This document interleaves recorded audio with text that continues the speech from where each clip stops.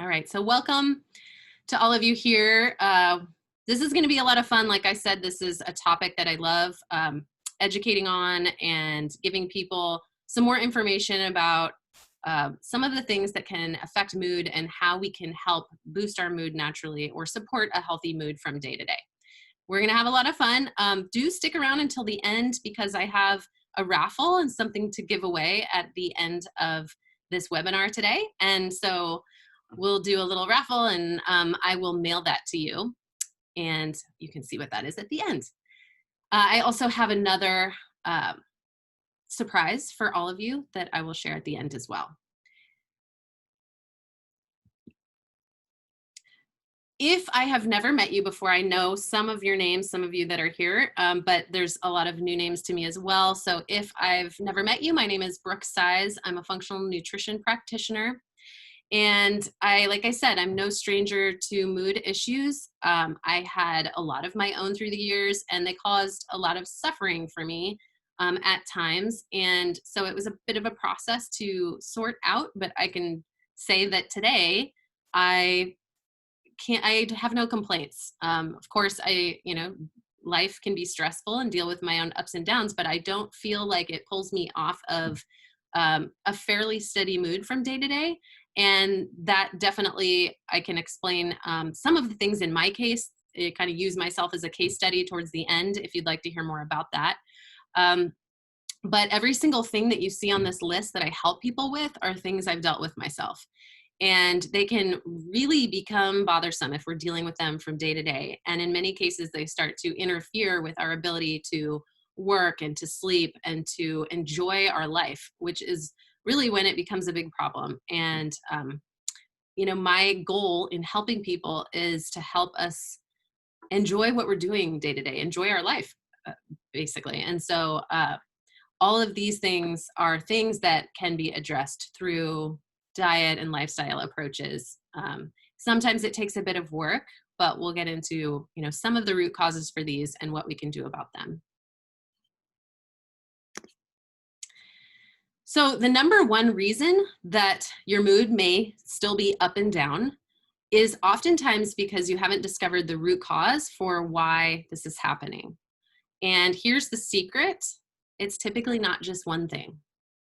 And that may not seem like a really great secret, but it kind of is, because I think it is for a lot of people, because we live in a world where we want to have a quick fix.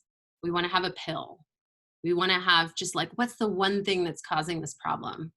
And we kind of grow up with that mentality, I think, in our conventional way of dealing with health.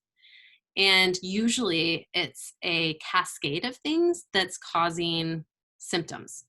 And so, there may be something that's pulling the trigger, and there may be something that's kind of a mediator, meaning that it's not what caused it to start in the first place, but it fuels the problem day after day.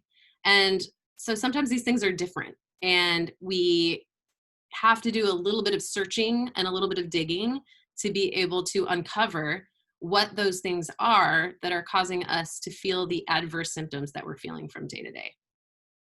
A lot of times I'll meet people and they've done therapy, which, as many of you know, I'm finishing a master's in counseling psychology. So I think that piece is huge and really important. But if it's the only thing we do, but it's not the only thing going on that is needed, then we're sort of missing something. And we might still be walking around saying, I feel a lot better from going to counseling appointments. It helped a lot, but it's like there's still something else I'm missing.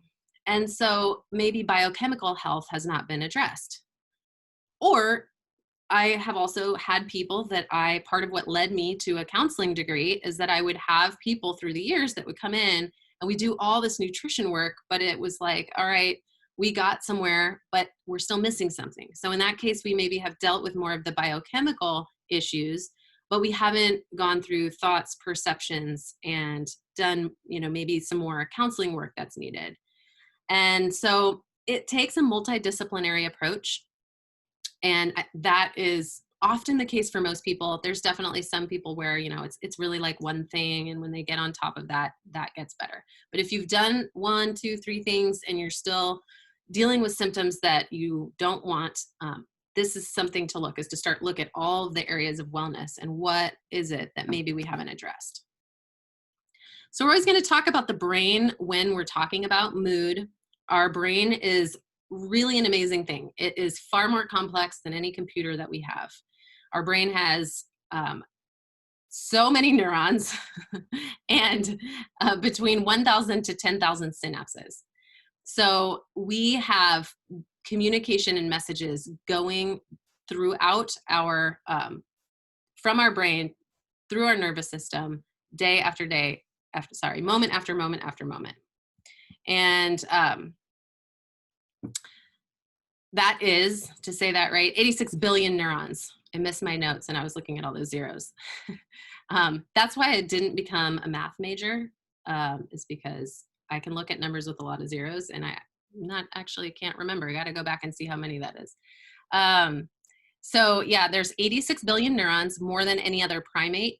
And each neuron is between 1,000 to 10,000 synapses, as I mentioned. And that results in 125 trillion synapses in the cerebral cortex alone. So it's at least 1,000 times the number of stars in our galaxy. So that's pretty amazing. Our brains, the takeaway there is that they are pretty complex, and they also respond to our environment with just the tiniest of changes, which is important because that's how we survive. That's how we stay safe. Our complex and powerful brains burn 20% of our daily energy budget, but weigh less than 4 pounds. And, you know, this idea of how we are taking the sensory information that we get from our environment and from inside our body too, sometimes we forget about that. And our brain is computing that and taking that in and figuring out how to respond to that information that it's getting. So really, really small changes or disruptions can negatively affect our brain function and our health. We want to be in homeostasis. This is basically balance. Think of it as balance. It is when something is in balance with the rest of the system. And so as we're discussing the brain being a complex computer, we want it to remain, to maintain equilibrium. And if it's thought that if that's not happening, that if there are disturbances to homeostasis or an inability to maintain that in the brain, that's a major driver of psychiatric symptoms. So it begs the question, what are the things that can cause disturbances in this homeostasis in our brain? So I'm going to talk a little bit about these root causes. As you know, in functional medicine, this is functional medicine, right? Is looking for the root cause for someone's symptoms. So the difference there with conventional approaches is that we look at the symptoms and we say, all right, how do we make that symptom better? And in some cases, that, you know, that's okay. When something is acute and immediate, we need to just deal with that symptom. If somebody's gets stung by a bee and they stop breathing, like, we need to do whatever it takes to address that right away.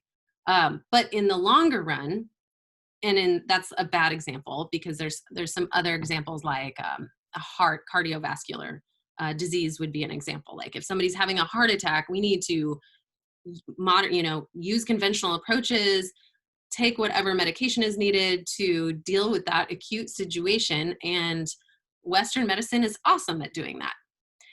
And then in the longer run, if we want to say, all right, that was like the symptom of something else. So why did that happen to this 41-year-old male, right? Why did that happen to somebody who was seemingly healthy and young? Then we can turn to functional medicine and start to look for root causes so that we can promote optimal health in the long run. And so in the case of mood disturbances, root causes, I'm going to talk about gut digestive system first, because that is such a big one. We have so many studies on how the microbiome impacts the brain. And just to give you a couple of the stronger examples that we know and that we've found in studies into Alzheimer's and also Parkinson's is that in what we found, we know that in the brains of people with Alzheimer's, there is a high amount of amyloid plaque that is deposited in the brain. And what was discovered is that over the course, and it takes a long time, but over the course of 20 plus years, amyloid plaque we know that it can be formed in the gut. And so in an imbalanced gut, we can have this formation of amyloid plaque. And then over time, that can travel up the vagal nerve all the way to the brain and deposit in the brain. And so we see that there is a cause for Alzheimer's that could originate in the gut. Again, may not be the only thing. We look even more researched, I think, than that is blood sugar dysregulation and that, the effect of that on the brain. And probably I'd have to go look, but it wouldn't surprise me if those two things are somehow connected because of how blood sugar also is connected to and associated with what's happening in the digestive system. So these things aren't separate, right? You can have someone with hormone imbalance and it's actually their blood sugar regulation that's fueling the hormone imbalance. Same thing with mood. It could be, we're going to talk about that in a moment, it could be blood sugar issues. But when we're talking about the gut microbiome, we can have things like yeast overgrowth in the gut. We can have just really low good bacteria. We can have SIBO, small intestinal bacterial overgrowth in the small intestine. And in a functional approach, like in a client, these are all things that I would be looking for, probably looking for even if they don't have gut symptoms. I was an example of that. I had SIBO and it was like really helpful when I figured it out, but it took me a long time to find it because I didn't have, I felt like my digestion was pretty good. And so, I've always learning more things from my own journey, but also from clients, because sometimes we have a silent issue going on. We don't know it's there, but it can be impacting the presenting issue. And so here we have, mood issues. And if the microbiome is out of whack, if we've got dysbiosis, if we've got yeast overgrowth, if we've got SIBO, and SIBO specifically in some people can cause more histamine production. And histamine is very activating. And so if somebody's got high blood levels of histamine, they can feel really like anxious. That's not always the case, but it is one of the symptoms of high histamine is feeling anxious. So if you're bloated, you feel anxious a lot, SIBO is something that is worth looking into and seeing if that could be going on for you. And that can really disrupt a lot of things too. Like if our gut is not working optimally, it can fuel leaky gut. And if we've got leaky gut, we can have food sensitivities. And now we're having some reactions to food. It can also cause us not to absorb the nutrients in our food that we're eating very well. And so if that's not happening, we're going to talk about some of the things in food that support a healthy mood, but B vitamins are really important. And some of those are activated and in the gut too. And so again, we need to have optimal digestive function. When we talk about the gut, we always think of it as being something that's in our body. It's really not. Parts of it are, but a lot of the digestive tract is the outside of our body. So if we think of ourselves as a big donut, when we eat, our food is going inside what feels like it's in our body, but it's not actually in our body yet. It's the intestinal lining that determines what stays in and what gets out. And so that's really important for that to be working well, to absorb our nutrients, which are the building blocks for our neurotransmitters. They're the building blocks for our cells and our cell membranes. And we often refer to the cell membranes as the brain. And those are made up of fats. And if we are eating the wrong kind of fats, our cell membranes aren't going to work right. And we're not going to be able to have cell-to-cell communication. There's going to be a poor transmission of neurotransmitters. And so this stuff is really huge for how our brain works. And as you can see, like I could just kind of go down a rabbit hole talking about how one thing leads to the next thing leads to the next thing. And that's why we always look at all these different systems to make sure they're working well. So gut microbiome, that's a big piece. Inflammation, and this can happen from the foods we're eating. If we're eating inflammatory foods, if we are taking in toxic compounds, which is unavoidable to some degree. We're going to take some of those in through breathing outside, through things in our home, even just by having like windows shut and being kind of locked inside without a lot of airflow. That can cause some stuff in the air that can be inflammatory. Definitely stress is very inflammatory. So if we are perceiving a lot of stress and it's kind of too much for us to handle for our level of tolerance at that time, that can fuel more inflammation. Too much, I talked about diet, but like sugar is very inflammatory. Processed foods are high in omega-6 fats, which we will get into in a moment. That's very inflammatory. And so if we have that happening, we have this like pro-inflammatory situation in our body, and that's sending a message to our brain. And it is a message of stress is the biggest thing to understand, is that if our body has imbalances in any way, if we're producing inflammation, it's going to increase cortisol, which is a stress hormone. And it's going to send some other messages that tell our brain that we are stressed. And so that was something that I experienced very much so in the way I felt in my mind. There were things going on in my body. I would look around and I would say, I don't know why I feel like I'm in danger. Like, I don't know why I feel activated and stressed right now, because everything in my life is fine. There isn't something situational that's happening right now that should make me feel this way. But I would feel like my body was running away from me. My heart would race. I felt really worried. I felt like just that anxious feeling, you know, all of the things that you describe when you feel that.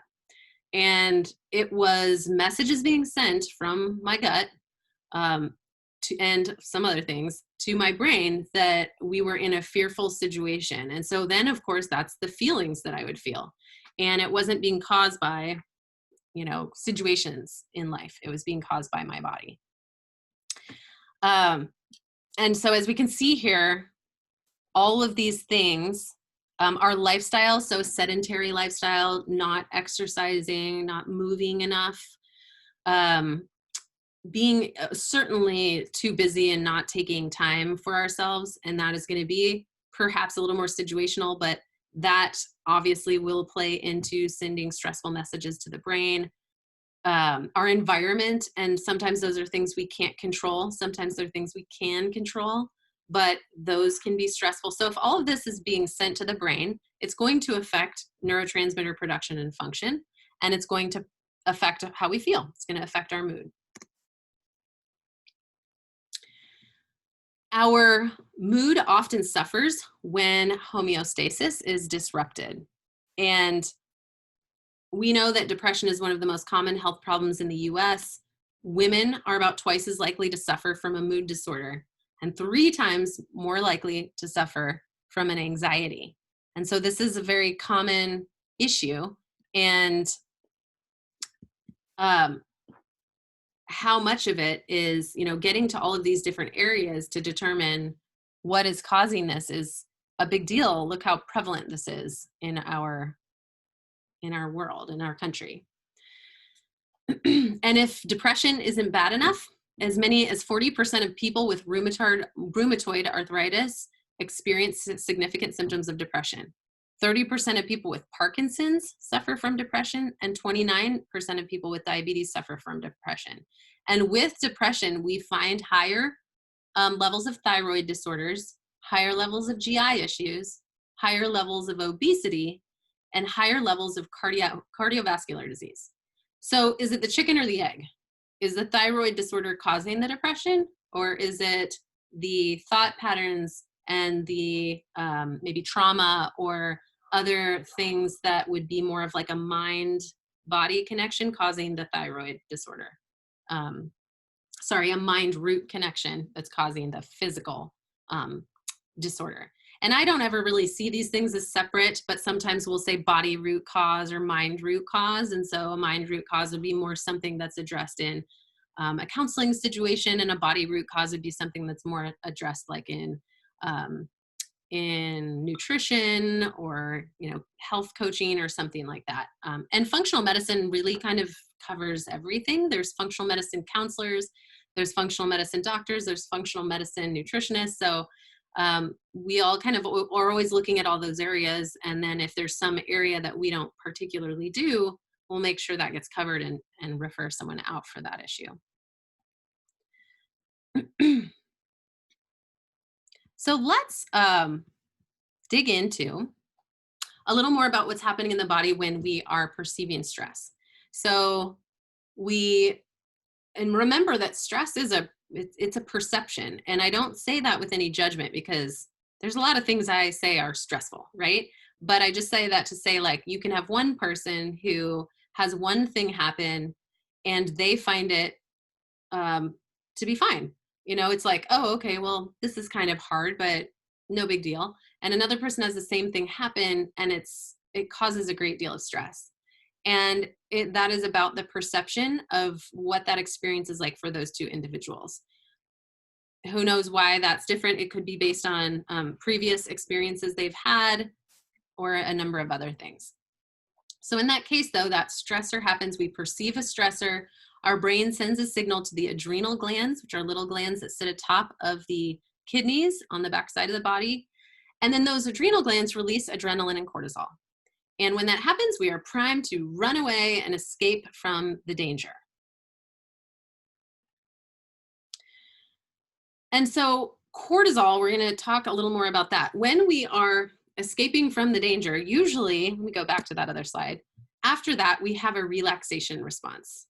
And so once we're safe, we relax. And that's a normal parasympathetic response that happens. So let me explain what I'm saying there. Sympathetic is our fight or flight, and parasympathetic is kind of where we rest and we digest. And so when we're having that sympathetic response, which is where we fight or we flee, and then after that, we would find that we're safe and perceive safety. And then we have a parasympathetic response where we rest. And in today's world, we oftentimes don't give ourselves time to have that relaxation response. And it's really important, because that keeps us healthy. If we don't have that time to recover, then it's like one stressor after another, after another, after another. And if that happens over periods of time, our body is very adaptive and it's going to try to fix that situation. And in trying to fix it, it downregulates the cortisol receptors on the pituitary gland. And so it can start to read the level of cortisol in the body as different than what it actually is, meaning that our adrenal glands could be making plenty of cortisol and we feel okay, but we're not responding. We're cortisol resistant. So if we're cortisol resistant, we're not getting that message sent that we're like ready to go and we feel energized and ready for the day. And that can lead someone to feeling really tired and really like, in the dirt. And so that's something to be aware of. And it usually happens, like if you look back over the years, somebody feeling this way or having this going on would look back and say, oh, I was really busy. I had a lot of stress. I was kind of go, go, go. And at some point I realized like it got harder to get up in the morning and I started feeling less energy throughout the day. And like over time, there was just this progressive decrease in energy. And I find now that, I just don't have that get up and go. I don't have that energy I used to have. And sometimes I don't feel motivated. It's hard to get out of bed. I feel really tired. So they go to their doctor and they say all this. And what do you think they get prescribed? I feel tired. I don't have any motivation. I just can't get excited about life right now.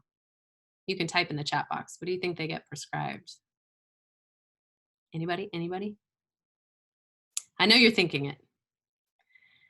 An antidepressant.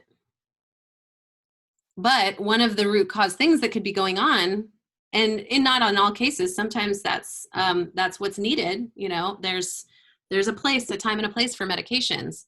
But in many cases, there's a root cause issue going on, and this is what's happening. It's actually what we would call an HPA axis issue, a hypothalamic pituitary adrenal issue. The communication happening with those hormones is out of whack. And so they're feeling really low. So that's something we would look for, especially when someone's feeling more feelings of depression. When we get back more into anxiety and talking about that, and oftentimes they go hand in hand. Someone can maybe be prone towards anxiety, but then they have periods of feeling low, and then obviously there's the other way around. And so here's a healthy circadian rhythm. We get up, and in the morning, our cortisol should kind of spike soon after we get up. So we feel ready for the day and energized. And then throughout the day, it slowly starts to go down. Mid-afternoon, we actually get a little boost in cortisol, and then it declines until about 2 a.m. And about 2 a.m., it starts going back up. Now, there's going to be like little adjustments to this, just like you see here. If you go exercise, that will induce a little stress response. We'll get a little bump in cortisol. If we have something that feels maybe we perceive as a little more stressful, like a meeting with a boss, we might get a little bump in cortisol. But you can see here in a healthy situation, we have that relaxation afterwards. It kind of dips down, and then we bump up, and then it dips down, and thus we go through our day.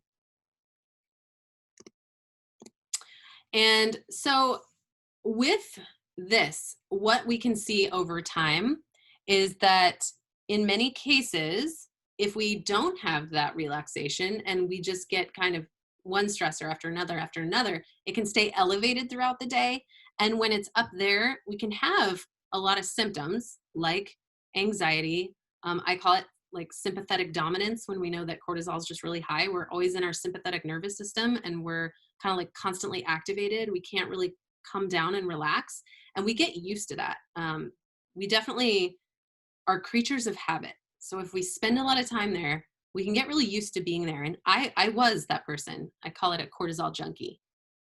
I was an actress. I think that equals probably in some cases cortisol junkie.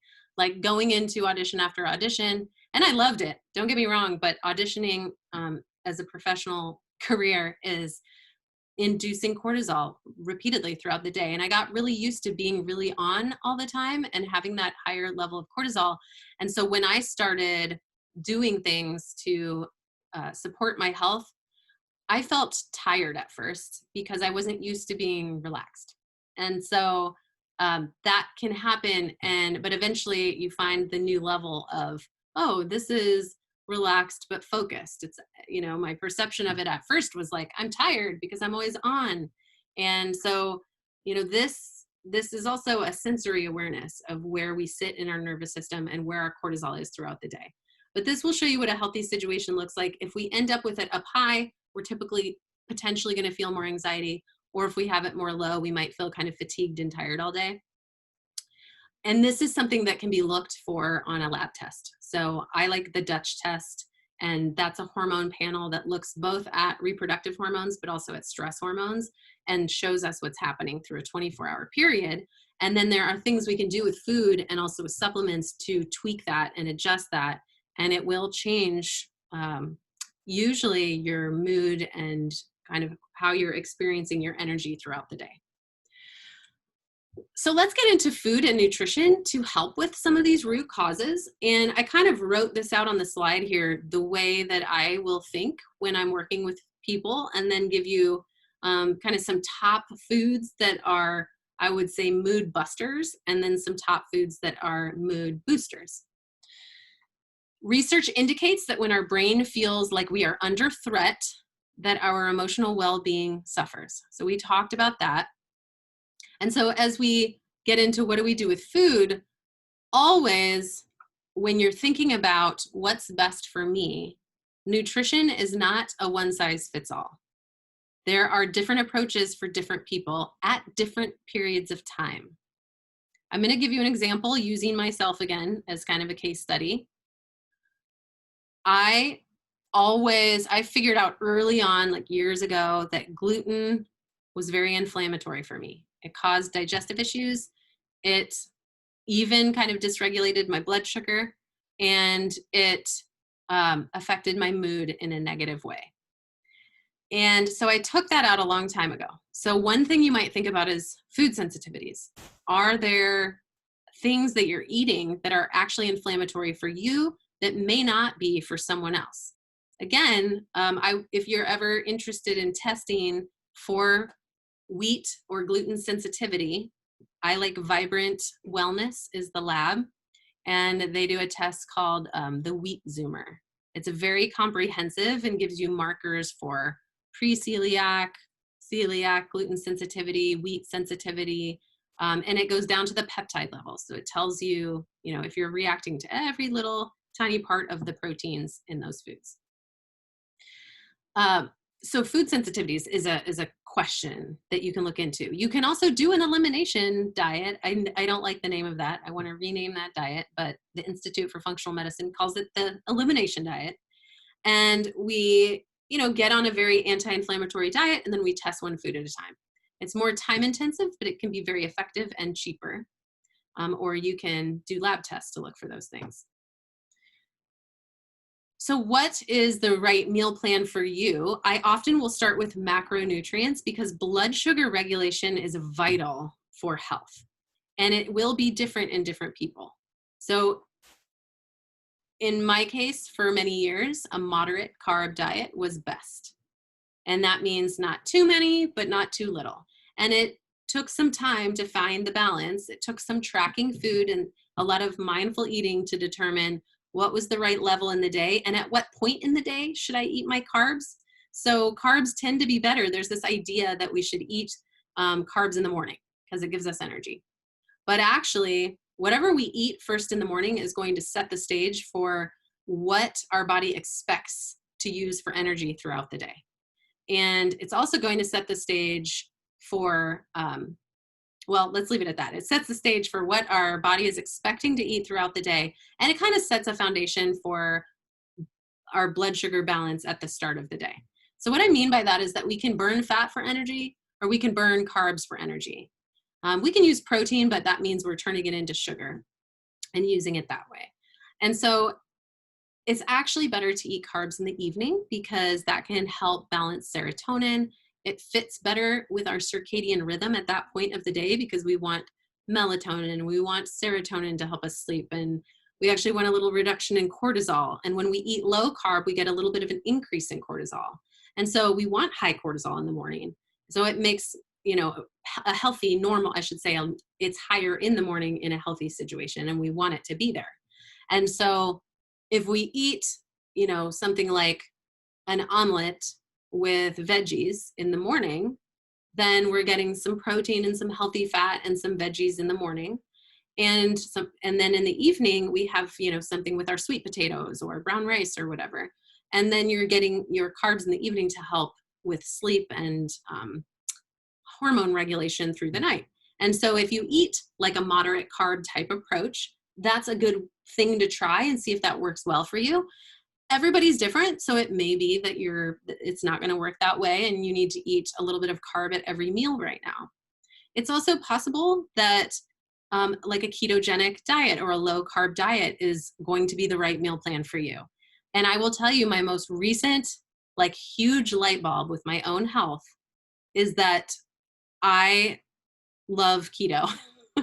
And it cleared up any last lingering worry or anxiety that I had on a day-to-day basis, which I didn't think was much, but once it was gone, it was like, oh, I guess I would still sort of worry about the day and have a little bit of anxiety that kind of cropped up. And part of that is because for like 8 years straight, I was nursing or pregnant. And so even though I would teach about a ketogenic diet, and I would teach about moderate carb or teach about paleo or vegan or, you know, knew all of these different meal plans, and I had tested many of them out, I had never tested keto because it isn't typically an appropriate approach for a lactating or a pregnant woman. And so I never did it until this past year. And it was actually, I would say, a big leap forward for me with my health. And I'll go into this more some other time, but I plan in the future to work more and more with binge eating disorder once I'm done with my master's degree. And I am doing research right now on keto for binge eating disorder and sugar addiction, and hope to bring more of that information to light once I discover what I find in my research. So So anyway, I say all that to kind of give you an example that what the right meal plan is for you, it may be different from what it was at a different phase of your life. It may be different at a different journey in your health. It evolves, and we're creatures of habit. So sometimes we find it hard to evolve with our age and our activity level and the stage of life we're in. But I encourage you to keep an open mind about that. If you have a meal plan that you feel like is really perfect for you right now, to kind of think about, you know, everything you hear on this webinar and things that you read, and maybe be open to exploring if maybe some shifts might help you with any lingering symptoms you have that you would like to see change. Avoiding inflammatory foods. Sugar is obviously a big one. There are, I was going to say something here about, so eating refined sugar, and this also includes processed grains, it can lead to fluctuations in blood sugar throughout the day, and that can bring on mood swings. So if that's a challenge, that's something to think about. And its role in poor mood goes a lot deeper than that. There have been entire books written on the topic. So if you want any referrals to any books, I can give those to you. Brain-derived neurotropic factor is a really important hormone for the brain, and it's been shown that sugar suppresses that.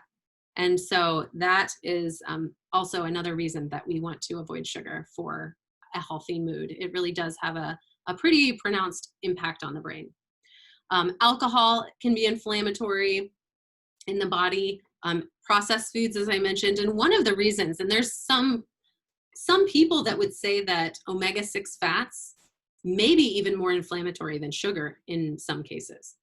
So omega-6 fats are found in grains, in meats, in nuts and seeds and avocados. And those are the places we want to get it from. Those are the healthy sources of omega-6 fats. If we're eating a whole foods diet, we're typically eating some of those foods, and we're getting plenty of omega-6, which we do need in the body to promote inflammation when we need inflammation. And we do. If we get an injury, we need an inflammatory response. But then we need that inflammation to shut down, and so that we're not living in a chronic inflammatory state. Where we get a lot of omega-6 fats are from canola and vegetable oils and other industrial seed oils. So if we are eating those oils in our cooking at home, or we're always eating out, because most restaurants will cook with those oils, or we're eating a lot of processed foods, we are likely getting those oils, which can contribute to a really high level of what happens is omega-6 fats make prostaglandins that promote inflammation in the body. Omega-3s make prostaglandins that shut down inflammation. And so we want a 1-to-1 balance, or at least a 2-to-1 of 6-to-3.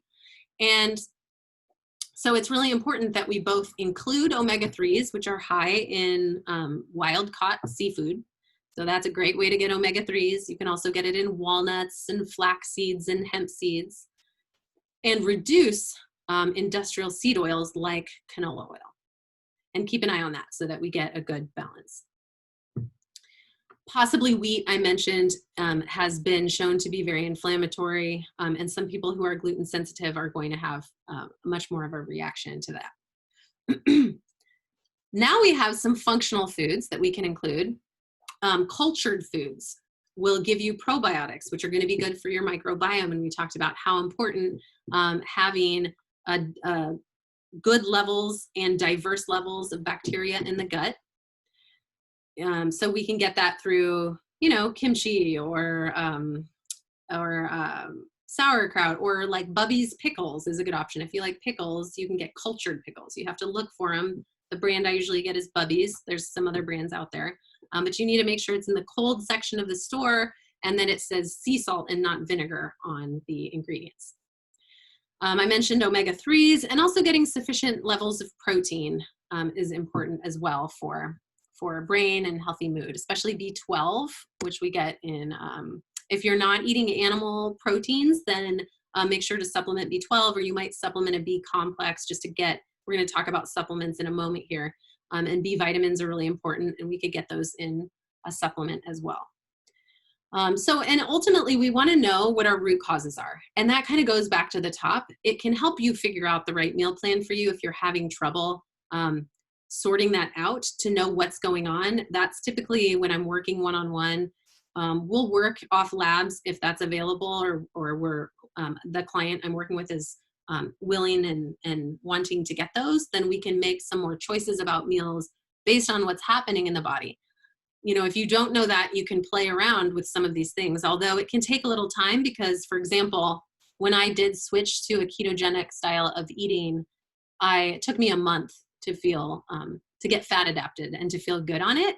And so that's why I think also I hadn't tried it for so long, is it doesn't feel good at first, especially if you're not fat adapted in your body. It takes a little time and you got to do it slowly and kind of play with it for a while. So knowing those root causes can be helpful in order to determine what to do. But certainly you can, take some time. I would just kind of give, when you try something out, give it a little time, give it a chance to work, because we may not know in a few days if something's working. Lifestyle approaches have been shown to be very effective in supporting mood. They support our psychological health, and they also support the physical health of the brain. And so positive thoughts. And I'm going to speak about the last thing I wrote on this slide first, because I think in kind of the functional medicine space or in holistic nutrition, we often talk about healthy mindset. But there's something that happens between where we're at in life and maybe where we're at with a situation that happened and having a healthy mindset. And when we say, I just need to have a healthy mindset, we might miss something that needs to happen in the middle of that transition. And that is honoring where we're at emotionally and taking time to let the nervous system do what it needs to do. And so this is something that I'm learning in continued education. It's called SomaticExperiencing, and I love it. And it is something that I do currently when I'm working on more coaching with clients. We do some somatic work. It's also something I will use in the future in counseling therapy appointments.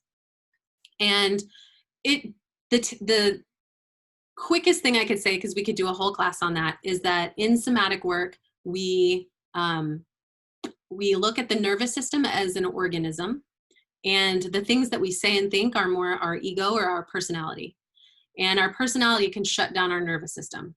And we've all done it, probably do it in some cases on a daily basis, where we have something happen that's stressful, and then we say, well, I just can't, let me give you an example. Somebody says something that brings up something for us that makes us feel mad. And so instead of fighting with them and yelling at them, which would be in civilization inappropriate, and as higher level thinking humans, inappropriate to just yell at someone, our nervous system wants to continue on that path and resolve that stress response, but our personality or our ego doesn't let it. And so we just kind of stop, and we never finish that journey in the nervous system. And so in somatic work, what we do is we learn how to let the nervous system do what it needs to do. And so we can pendulate, so we can let that thing happen and not have stored trauma in our nervous system, and sort of pendulate between what feels good and what doesn't feel good, so that we can expand our tolerance of what we can handle from day to day.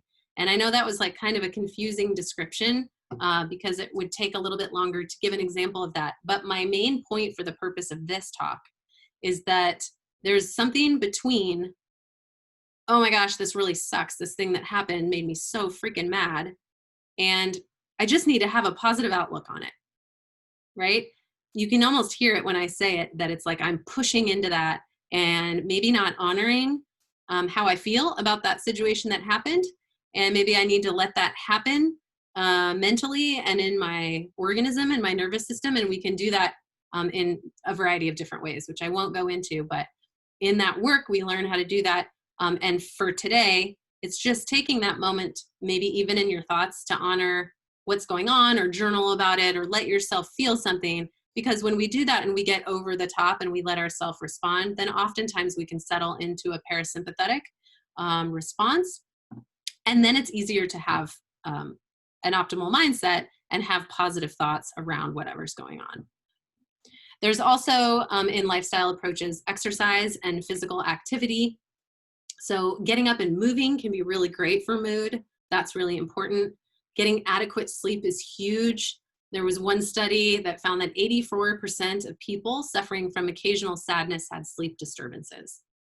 And so, and sometimes our sleep is disturbed because of some of the root causes we talked about. So we have to get to those root causes, then sleep gets better, then our mood gets better. But addressing all of those is important.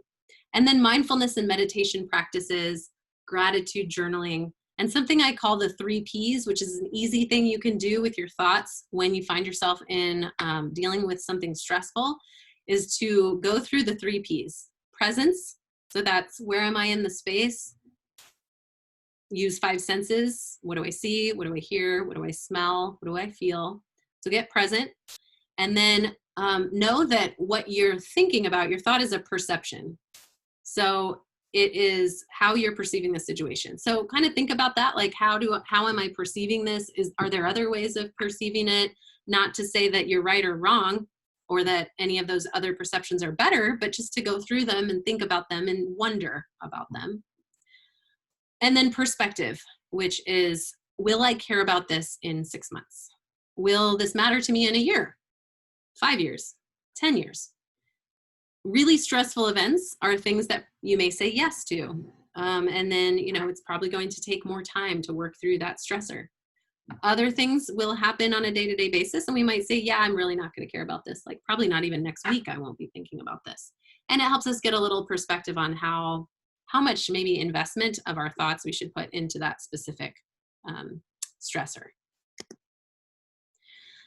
Supplements, there's a large variety of supplements that can support brain health.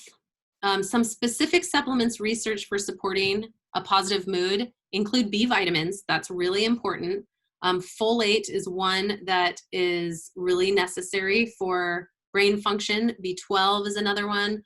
For some people, they need methylfolate, which is a form of folate. So if you're getting a B complex, I would suggest activated B vitamins. You sometimes will see that on the label. It'll say active Bs or methyl Bs. I can always send specific like product or supplement recommendations that I use with clients in practice if you need that. So if you see any of these and you're like, oh, I want to try that, or I want more info on that, just send me an email and I can get that to you. And my email is brooke@wiredandtiredwomen.com. I think you got that when you registered for this webinar, but if not, it's in the chat box. Probiotics, for the obvious reasons we discussed earlier of having a healthy microbiome. Fish oil will give you those omega-3s, and so getting those levels up can often be really important. And I've even, there's different providers that work, I've even seen some providers working with autism that will put people on like 2,000 or 3,000 milligrams of omega-3s for a period of time to get those levels up. There's also a blood test you can get to see what your 3-to-6 ratio is, so that can be checked on. Magnesium, it is referred to as the calming mineral, and that is really important for, it's involved in over 300 enzyme reactions in the body. It also relaxes muscle cells. Calcium contracts them. So if we don't have enough magnesium, we might actually literally feel tense and have trouble relaxing, and that can affect sleep. So I will often recommend, if people are using magnesium, to take it before bed. My favorite form is magnesium glycinate. Glycine is calming, so magnesium attached to glycine can be a calming supplement to take before bed. And magnesium is up there with vitamin D as being a high deficiency in a lot of people. And partly that is because our soil is lower in magnesium, which means the produce that we're eating is lower these days than it used to be. So magnesium is one that I consider a core supplement for a lot of people. SAMe is another supplement that can be taken and has been shown to support mood. It's also a methyl donor, which may not mean a lot to some of you, but if you know more about what's going on with your genetics or your body, that is can be important for some people or not what they need for others. SAMe, if you also have joint pain, it can help with the joint pain or body pain. So if there's like mood disturbance with body pain, that may be one to consider. Turmeric has over 4,000 studies on it to support healthy inflammation. So if you're in kind of a pro-inflammatory state, turmeric may help your mood by way of supporting healthy inflammation. Vitamin D, highly implicated in mood. It's a sunshine vitamin, right? We get it from the sun. You know, during this last few months, so many people were outside more. And so it could be that we see higher levels of vitamin D in people over this next year. I don't know from everything going on, but in a lot of situations when we work indoors, we're not outside enough to absorb vitamin D from the sun. And so that may be one that would be helpful to supplement. St. John's wort increases serotonin in the body, and 5-HTP also converts to serotonin. So if serotonin is low, that can be a really helpful supplement for a lot of people. Those are contraindicated if somebody is on a antidepressant. So if you're on an SSRI medication, then that's contraindicated. PS is one of my favorites, and that is more for cortisol regulation. So that can help clear cortisol out of the blood when it is high, can help people with sleep, can help people feel less kind of stressed and like brain foggy throughout the day if that's due to stress. And then one of my favorites that I use with a lot of clients is catecholacalm. And catecholacalm has a combination of things that can help someone with the feelings of anxiety throughout the day and can help with the stress throughout the day. Okay, all right. So here's the raffle, and it is catecholacalm. It's a $45 value, and it is going to be shipped to you. And so while I am finishing up chatting here, because we're almost at time, I meant to do this at the beginning, but I was having a little trouble there with the PowerPoint as we got started. So Amy, you're here. Anna, you're here. Debbie, Lisa, Patricia, and Samantha. And so while I'm finishing up, I'm going to cut those, and then I'll pull them out of a cup and see who wins the bottle. All right. As I do this, I also want to let you know that for being here today, I have a special offer if you are dealing with some adverse symptoms, whether it be due to mood or hormones or gut health issues, and you're wanting to get on top of those and discover what your root causes are, and have an individualized plan laid out for you, that I'm giving you a discount for being here today. And so the typically in a case review, that is the first appointment I do with people, and that is a 1-hour in-depth case review appointment where we really, I get a whole bunch of information on you before we ever meet, have you fill out a long form, and then I dig deep into your history and uncover some of the things that could be going on. And then we meet and we go over those things, and I get some more information, and then from there I'll make lab recommendations. If those are things you can get through your primary provider, then we will do that. If there are things that we need to order, I can also do that. And then we lay out a nutrition meal plan for you, and we also lay out some initial maybe supplement recommendations. And then if you decide to do some labs, then we'll get those and we can do a lab review and then update your meal plan and your supplements and everything. And I know, I love working in this area because I won't go into like specific cases right now, but it's just so neat to see how this helps people and affects them and improves their health. And I know that I have watched people, and I myself spent a lot of years spending money on supplements, and I wish I had added that up because it was probably quite a lot of money. And part of it was because I didn't want to invest in like an appointment or go to a naturopathic doctor. But when I finally did, I was surprised by how quickly I was able to sort out what was going on and then be really particular about the supplements that I would buy and take because it was actively what I needed for my root causes. So if that's of interest to you, typically a case review appointment is $250. And for today, for the next week, if you decide to book an appointment, it's $195. And I will also throw in this awesome reishi tea and or coffee, if you drink coffee, that is a better coffee for hormone balance and for mood. And also reishi is really a powerful inflammation balancer in the body. And so you sort of get a supplement with your hot drink. So if you'd like to book that, just email me and I'll send you a link to set up an appointment. Just email me at brooke@wiredandtiredwomen.com. I was going to get a link already for you, but I didn't have time. So just email me. That offer is good until Sunday night, and we can get that scheduled for you. And now for the raffle of the Catacholacom. I've got them all here in a cup. You can see. All right, and the winner is Debbie. Debbie. So let me pull up. Okay, Debbie, you can talk. Are you there?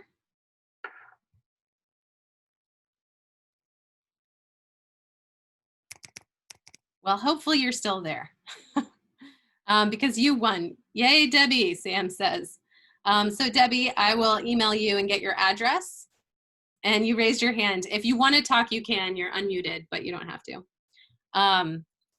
So you won the bottle.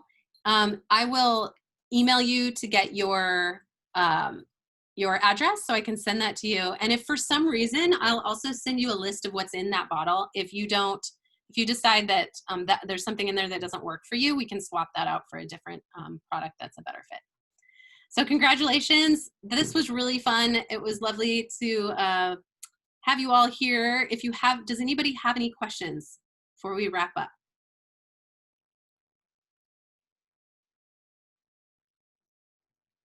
Okay. I'll stay here for a few minutes if you have any questions. Otherwise, it was a pleasure. I hope you have a lovely day and a wonderful weekend. Thank you all. Bye-bye.